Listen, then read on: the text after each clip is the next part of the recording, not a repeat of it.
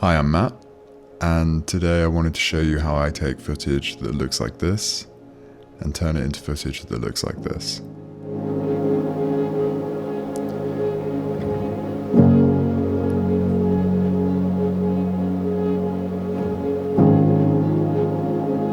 This retro filmic look is something that I've been after for a long time, and I thought I'd show you guys how I achieve it.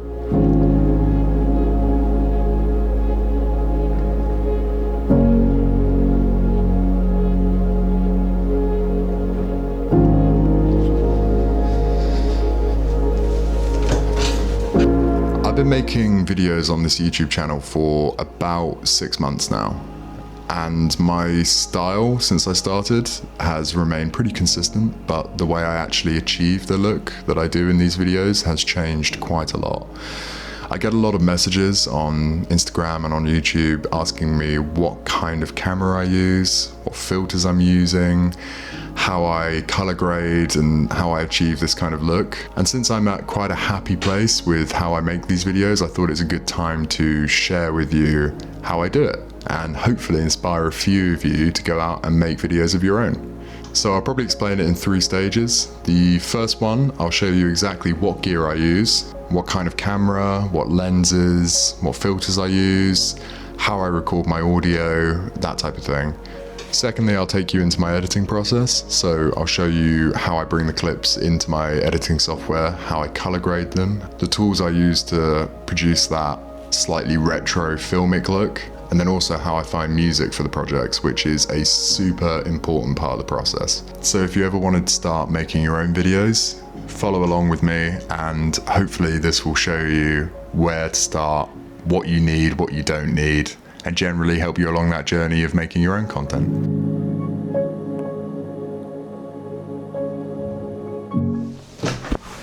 Okay, so the main question I always get is, what camera am I using? And the answer to that is the Fujifilm X-S20. I bought my Fujifilm X-S20 on eBay for about £900. It was used by someone else and they didn't want it anymore, so I decided to buy it off them. This is a fantastic little camera. It's more than you probably need to get started in video making, but it's got everything you could possibly need.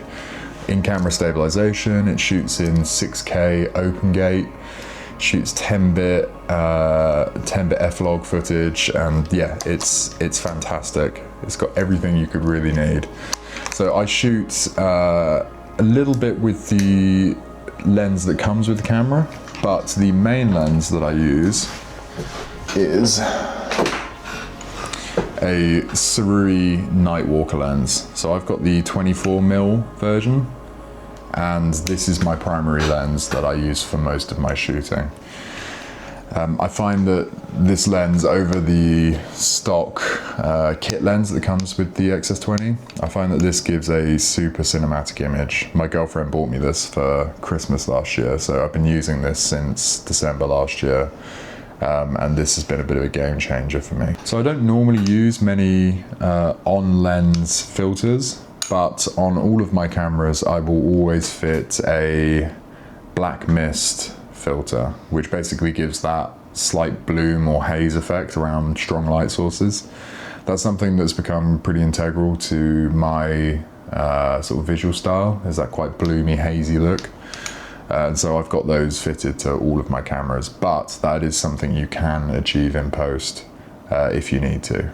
So the other main bit of equipment that I use almost every single time I go shoot is a good tripod. I think this is a K&F Concept tripod, and this is excellent. It's compact enough that I can stick it in most bags, but it's sort of big and stable enough that I'm not worried about putting my camera on it, and I'm not worried about it falling over or feeling flimsy. So this is a great little tripod. I definitely recommend it. It's got lots of adjustment. You can sort of, yeah, it's on a swivel ball at the end, so you can kind of set up your angles exactly how you like. And yeah, this is a very important part of the process, is having a decent tripod. So when it comes to recording audio, I feel like that is one of the trickiest things with video production, is capturing decent audio. I think that's the quickest way to turn someone off what was otherwise a very good video, is having slightly subpar audio. And to record my voiceovers, to record talking to the camera like this, to record engine exhaust notes or anything like that, I use DJI's Mic Mini 2. So this is a little kit. It comes, sort of stores itself in this little box that charges up the microphones. So this is a wireless microphone kit. So at the moment on the camera, I've got the little receiver box plugged into the camera, and then this communicates with it wirelessly. This is a complete game changer for me. I'd say this, out of all of the gear that I've got, this has been the best investment that I've made. I think they're about £70 on Amazon for the kit, something like that. It's amazing. It means that when I'm out recording a car, I don't have to run microphone cables through windows or under a bonnet or something like that. I can just stick these wherever I need them. They're magnetic, so they'll just stick to any metallic surface, which is amazing, or clip to your shirt, anything like that. And yeah, they are brilliant. The microphone quality is really good, and it has a feature where you can put it in stereo mode, which means that it comes with two microphones. So I could put one microphone next to the exhaust of a car and one microphone on my shirt, and it will record the exhaust microphone to the left channel and my talking microphone to the right channel. And that way, when I bring the footage into editing, I can quieten the exhaust and, you know, boost my voice as much as I like, and I can play around with it. It's not, so it takes away all of that stress of having to move microphones around. You can just set them, leave them, forget, and then fix it all in the edit, which is incredible. So if you are going to be recording anything with audio, I would highly recommend those. They are fantastic. So when it comes to recording action shots, so things on the motorbike, putting a camera on my helmet, anything like that, I recently switched to DJI's Action 6. So the main reason that I switched to this is because it works natively with those microphones. So whereas before with using another brand of action camera, I had to record the video with the action camera but then record the audio separately on something else. This, I just take those microphones out of the box, it automatically connects it to the camera, and I can just use it super easily. So this is fantastic. This also records footage that's like a very similar grade to the XS20. So it will record in 4K, I think it's D-Log footage, 10-bit. So yeah, this is a great little action camera. But yeah, in terms of my filming kit and what I actually use to film, that is about it. Most days, all I use is my XS20, the tripod, the Sururi Nightwalker lens, and my DJI Mic Mini 2. And that's kind of it. That's my core kit.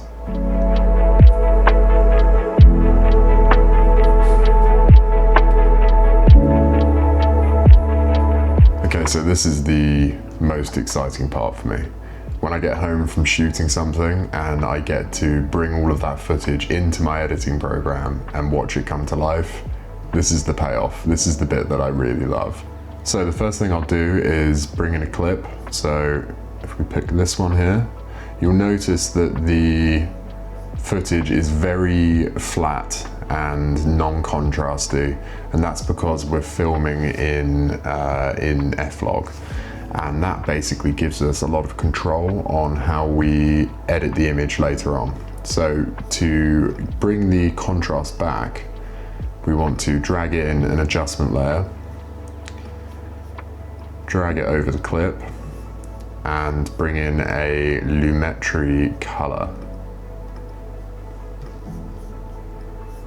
So with the lumetri color, we select a LUT that corresponds to the camera I'm using. So you can see this one says XS20 F-Log 2 gamut, and you can see it brings back all of our contrast, which looks lovely. But the really exciting thing, and the way I get that filmic look, I will show you now. So what we want to do is bring in another adjustment layer, drag it on top of the other one, and then you will find a little plugin called Dehancer Pro. So when I drag this onto the adjustment layer, you will see that everything changes. So everything that you've watched on my channel since about a month and a half ago has been graded and edited with Dehancer Pro.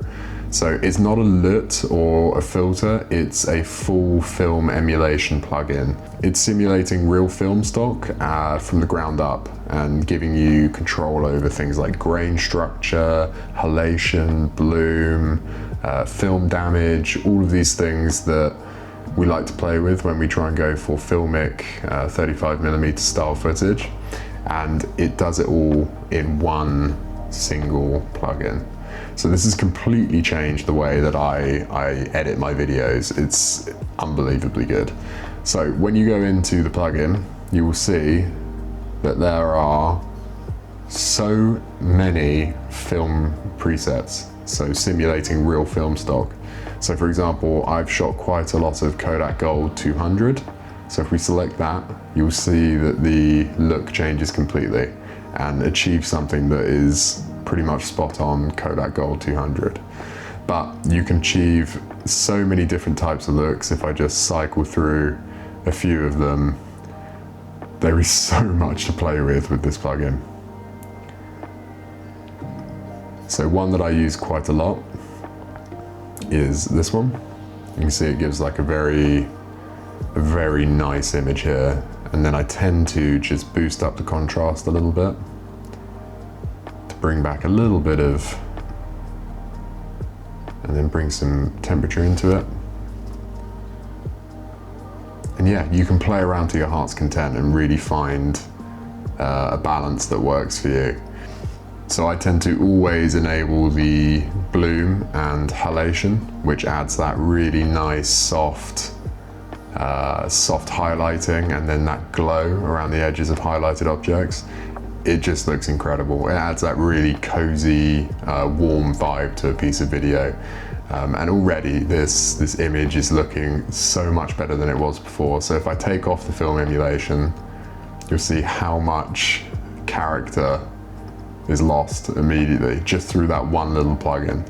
So it's the closest thing that I've found to shooting actual film, and it removes all of the hassle from actually shooting film, which is amazing.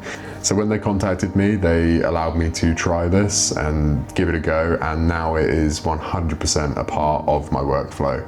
I cannot imagine going back and not using this, especially now I'm making one video a week. This just performs amazingly, and it means that I can find the looks that I want with so much less hassle. If you want to try it for yourself, the team over at Dehancer have been kind enough to provide a discount code so that you can try it for 10% off if you use the code SOLSPEC. I'll put a link and all of the information in the description of this video, but I highly recommend you go on there and try it out for yourself because it is absolutely brilliant. And if you do end up using that link and discount code to sign up, it would help me massively. The best part is it's not just for Premiere Pro, which is what I'm using here. It's for any editing software that you use, really. They have it for Final Cut, for Sony Vegas, for DaVinci Resolve. They have their own standalone app for PC. And even more importantly, they have their own iOS app. So you can go on your iPhone, film a bit of footage on your iPhone, import it into the app, and do all of the same things I'm doing here. So if you wanted to export a clip for Instagram, you can do that with a few clicks on the Dehancer app on iOS. So definitely give it a try. So the second really important thing for me when it comes to editing videos is to find the right music. And I get a lot of comments asking you where the music comes from. Anyone who's edited videos before or tried to make videos for YouTube knows that it's quite difficult finding good quality music and music that you can use legally without any copyright issues. So I gave up on trying to find obscure downloads and hope that they'd be copyright free a long time ago, and now I use a proper service that allows me to download super high quality music and ensures that whatever I put up on YouTube, I'm not going to get copyright striked.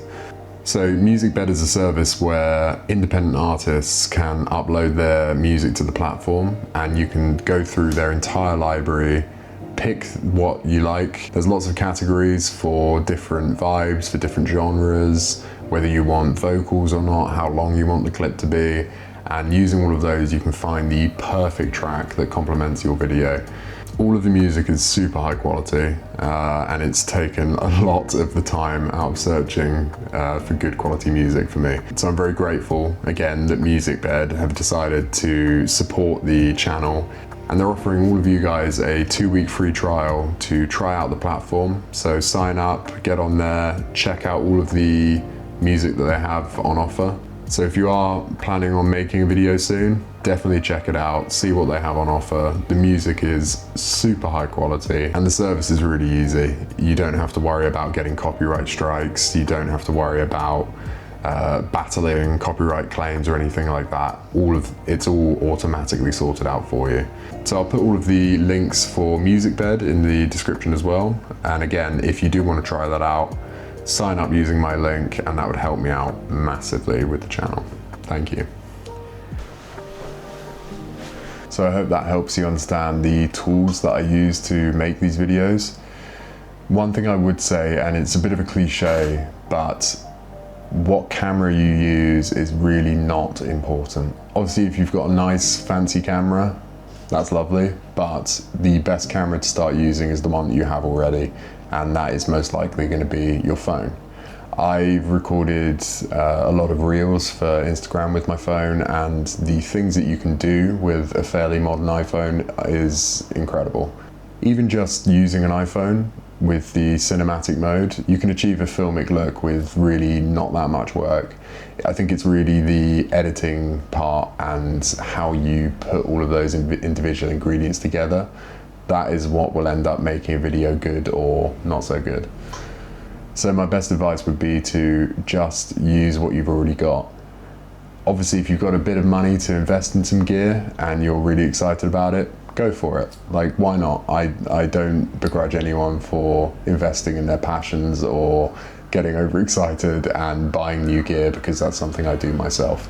But if you just want to start and you don't have a camera or a microphone or any of these things, just start.